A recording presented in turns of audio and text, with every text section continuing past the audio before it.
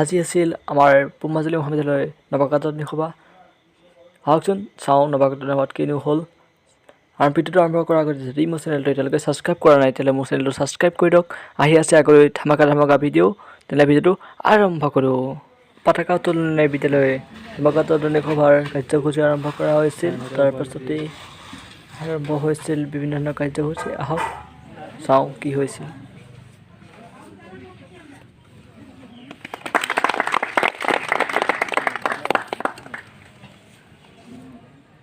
পতাকা উত্তোলনৰ পাছতে আমাৰ অনুষ্ঠিত হৈছিল শ্বহীদ তৰ্পণ অনুষ্ঠান।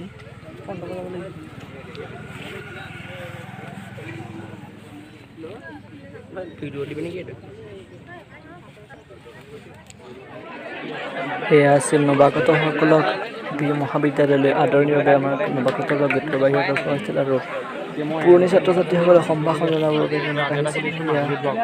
আমি সকলোখিনি বাহিৰত ৰৈ আছোঁ।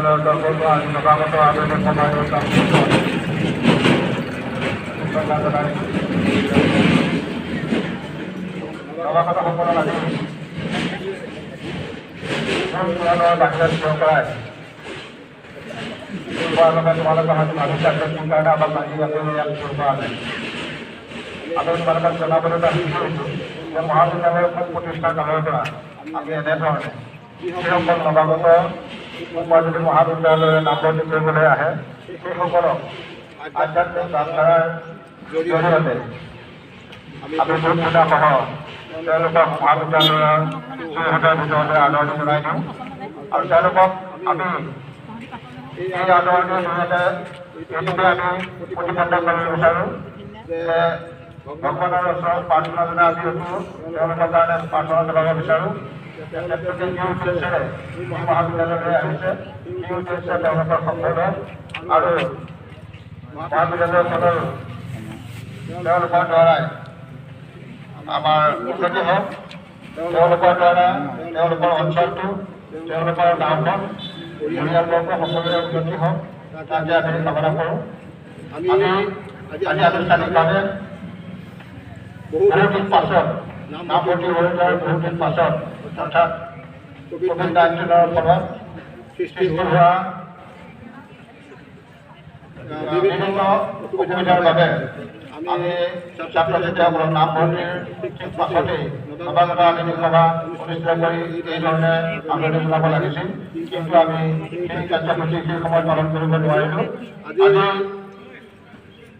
আমি আনুষ্ঠানিকভাৱে মহাবিদ্যালয় ছাত্ৰ একতা সভাৰ তৰফৰ পৰা আৰু মহাবিদ্যালয়ৰ সমূহ শিক্ষক শিক্ষয়িত্ৰী কৰ্মচাৰী আৰু পুৰণা ছাত্ৰ ছাত্ৰীসকলৰ জৰিয়তে তোমালোকক আমি আদৰণি জনাইছোঁ, স্বাগতম জনাইছোঁ।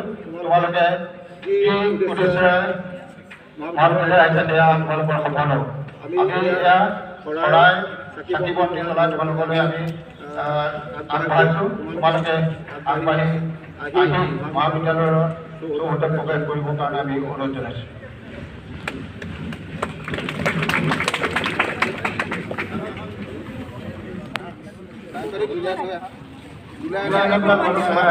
আমাৰ পুৰণা ছাত্ৰসকলৰ মাজলৈ তোমালোক আগবাঢ়ি যাব পাৰিবা।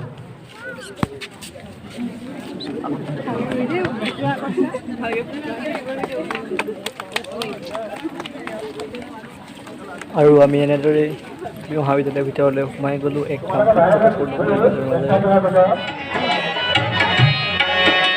ইয়াৰ পাছতেই নৱাগতসকলক উদ্দেশ্য কৰি কুৰাছ লোৱা হ'ল।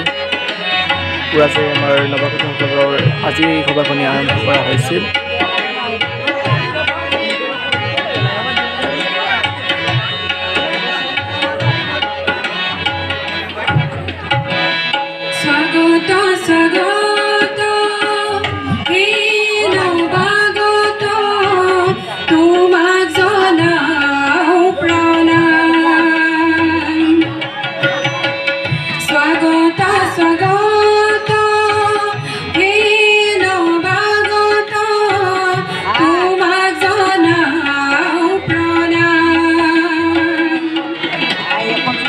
আন্ধাৰৰ বুকু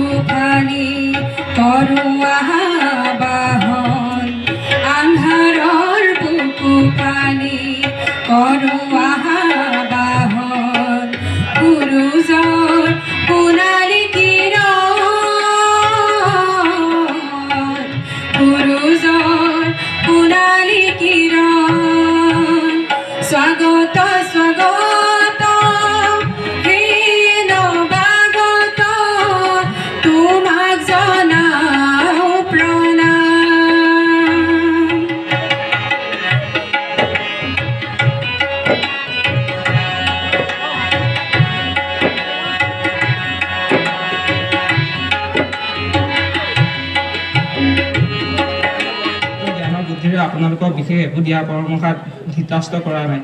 ইয়াৰ পাছত সাধাৰণ সম্পাদকৰ বক্তব্য আৰু আমাৰ বাবে গৌৰৱৰ আমাৰ মাজত আজি উপস্থিত হৈছিল এই মঞ্চ সফল কৰিবৰ বাবে ডেভিড পূব হাজৰিকা। মাজুলী কলেজ ছাত্ৰকেইটা সভাৰ উদ্যোগত আয়োজিত আজিৰ এই নৱাগত আদৰণি সভাৰ সন্মানীয় সভাপতি, এই মহাবিদ্যালয়ৰ সন্মানীয় অধ্যক্ষ ডক্টৰ অৰূপ কুমাৰ বৰা ডাঙৰীয়া, আজিৰ এই নৱাগত আদৰণি সভাৰ সন্মানীয় মুখ্য অতিথি তথা মাজুলী সাংস্কৃতিক বিশ্ববিদ্যালয়ৰ সন্মানীয় উপাচাৰ্য ডক্টৰ ডম্বৰুধৰ নাথ ছাৰ, আজিৰ এই মুকলি সভাৰ সন্মানীয় উদ্বোধক তথা পূব মাজুলী মহাবিদ্যালয়ৰ পৰিচালনা সমিতিৰ প্ৰাক্তন সভাপতি বিপিন শইকীয়া ডাঙৰীয়া, পূব মাজুলী কলেজ ছাত্ৰকেইটা সভাৰ সন্মানীয় সভাপতিকে প্ৰমুখ্য কৰি সাধাৰণ সম্পাদক বিষয়ববীয়া কৰ্মকৰ্তাসকল, আজি এই সভাত অংশগ্ৰহণ কৰা সদৌ অসম ছাত্ৰ সন্থাৰ সন্মানীয় ৰাজ্যিক কাৰ্যনিৰ্বাহকৰ সদস্য অংকুৰ প্ৰতিম গগৈ ডাঙৰীয়া,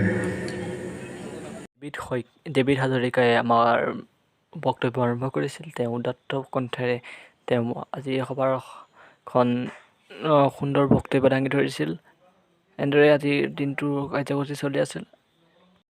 বিপিন শইকীয়া ছাৰ আৰু সদৌ অসম ছাত্ৰ সন্থাৰ কেন্দ্ৰীয় কাৰ্যনিৰ্বাহক ডেভিড হাজৰিকা ককাইদেউকে প্ৰমুখ্য কৰি মঞ্চত সমবেত হোৱা গণ্যমান্য ব্যক্তিসকল, পূব মাজুলী মহাবিদ্যালয়ৰ মোৰ চিৰপূজ্য শিক্ষক শিক্ষয়িত্ৰীবৃন্দ আৰু পূব মাজুলী মহাবিদ্যালয়ৰ মোৰ বন্ধু বান্ধৱী।